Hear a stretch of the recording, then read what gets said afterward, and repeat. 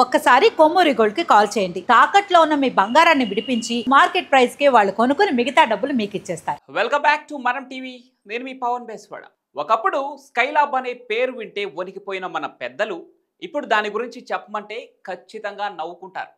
ఆ రోజుల్లో వాళ్ళు భయంతో చేసిన కొన్ని పనులు కూడా గుర్తు చేసుకుంటూ ఉంటారు. కానీ అంతకుముందు స్కైలాబ్ పేరు చెబితేనే శాస్త్రవేత్తలు సైతం వణికిపోయేవారు. అయితే అది ఇప్పుడు కాదు, 1970 ప్రాంతంలో. అప్పుడు అమెరికా అంతరిక్ష కేంద్రమైన నాసా చేసిన తప్పే ఈ ప్రమాదంకు కారణమైంది. దీంతో ప్రపంచం మొత్తం భయంతో వణికిపోయింది. చివరకు ఆ ఉపద్రవం హిందూ మహాసముద్రంలో కాలగర్భంలో కలిసిపోయింది. దీంతో ప్రపంచమంతా ఊపిరి పీల్చుకుంది. అసలు ఏం జరిగింది? ఏంటి స్కైలాబ్? 1960-70 ప్రాంతంలో అమెరికా రష్యా దేశాల మధ్య ఈ విశ్వాన్నే జయించాలనే పోటీ తత్వం ఎక్కువగా ఉండేది. ఈ క్రమంలోనే స్పేస్ ఆధునికతలో రష్యా ఒక అడుగు ముందుకు వేసి 1971లో సెల్యూట్ 1 అనే అంతరిక్ష కేంద్రాన్ని అంతరిక్షంలోకి పంపించింది. ఈ అంతరిక్ష కేంద్రం హక్కులు రష్యాకు మాత్రమే ఉండటం, ఇతర ఏ దేశాలకు కూడా ఈ హక్కులు లేకపోవడంతో అమెరికా ఎలాగైనా సొంత అంతరిక్ష కేంద్రాన్ని ఏర్పాటు చేసుకోవాలని నిర్ణయానికి వచ్చేసింది. ఇక విశ్వంలోని సూర్యుడు, చంద్రుడు, ఇతర గ్రహాలపై పరిశోధనలు చేయడానికి స్కైలాబ్ అనే అంతరిక్ష కేంద్రాన్ని ఏర్పాటు చేసింది. దాన్ని అంతరిక్ష కేంద్రంలోకి పంపించింది. దాన్ని అంతరిక్షంలోకి పంపించింది కూడా. ఇక దీని పొడవు 25.1 మీటర్లు, వెడల్పు 17 మీటర్లు, దాని ఎత్తు 36.3 అడుగులుగా ఉండేది. ఇక దాని బరువు 168,750 పౌండ్లు ఉండేది. అప్పట్లో అది భూ వాతావరణం గురించి బోలెడంత డేటాను సేకరించి శాస్త్రవేత్తలకు అందించింది. సూర్యుడిపై కూడా లోతైన అధ్యయనాలను నిర్వహించింది. అయితే ఈ ప్రయోగాన్ని మరింత లోతుగా నిర్వహించాలనుకున్న నాసాకు చుక్కెదురైంది. భూ వాతావరణంలోని ఓ మిల్లీమీటర్ శకలం ఆకాశంలో ఉండే స్కైలాబ్ను ఢీ కొట్టింది. దీంతో Skylab, heat hill, solar panel రెండూ దెబ్బతిన్నాయి. అయితే ఈ స్కైలాబ్ కక్షలకి చేరుకున్న తర్వాత అంతరిక్ష కేంద్రం దెబ్బతిన్నట్లుగానే నాసా గుర్తించింది. ఇక తీవ్రమైన సౌర వేడితో స్కైలాబ్ రక్షణ లేకపోవడంతో స్కైలాబ్ 2 మిషన్ ద్వారా ఆస్ట్రోనాట్స్ బృందాన్ని అంతరిక్ష నాసా పంపించింది. ఈ అంతరిక్ష కేంద్రంలో 28 రోజుల పాటు ఉన్న వ్యోమగాములు హీట్ షెడ్ను ఏర్పాటు చేసి సోలార్ ప్యానెల్ను సరిచేశారు. అయితే స్కైలాబ్ ఉన్న 2 గైరోస్కోప్లలో అంతరిక్ష కేంద్రం కదిలే విషయాన్ని తెలిపే గైరోస్కోప్ పనిచేయడం లేదని 1975లో నాసా గుర్తించింది. ఆ సమయంలోనే స్కైలాబ్ భూమి నుంచి 430 కిలోమీటర్ల ఎత్తులో ఉంది.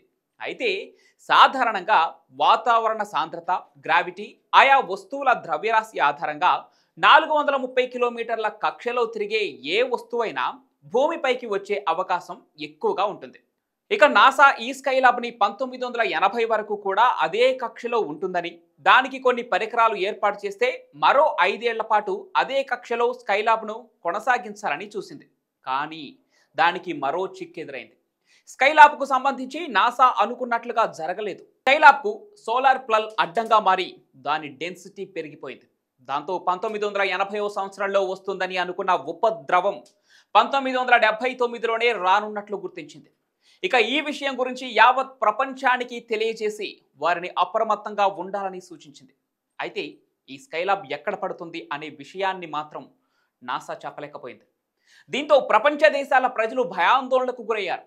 ఇక ఈ విషయంపై అప్పట్లో రేడియో ద్వారా దీనికి సంబంధించిన సమాచారాన్ని తెలుసుకునేవారు. మొదట ఈ స్కైలాబ్ సముద్రంలో కూలిపోతుందని భావించారు. కానీ ఆ తర్వాత అది భూమి వైపునకే దూసుకొస్తోందని, అది పడిన చోట భారీ విధ్వంసమే తప్పదనే ప్రచారం ఊపందుకుంది.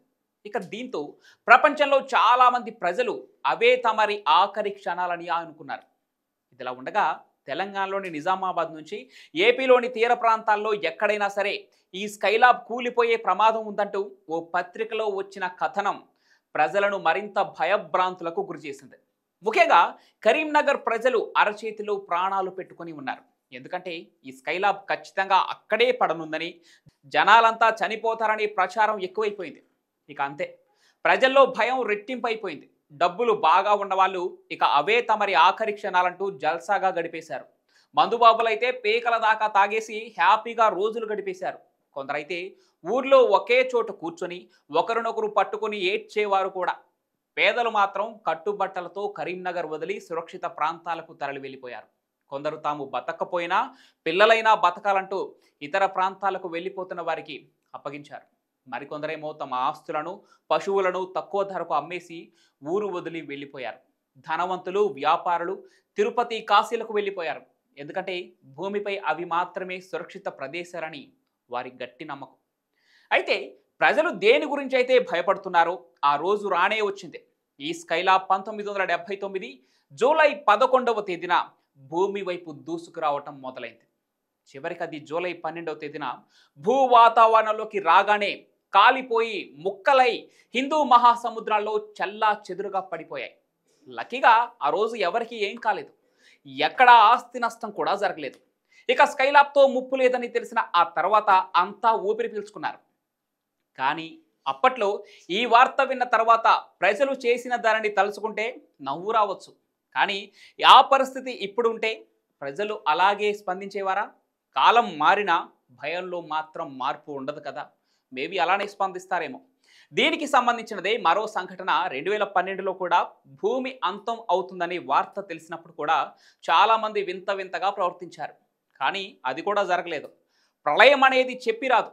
ఒకవేళ వచ్చినా దాన్ని ఎవ్వరూ ఆపలేరు.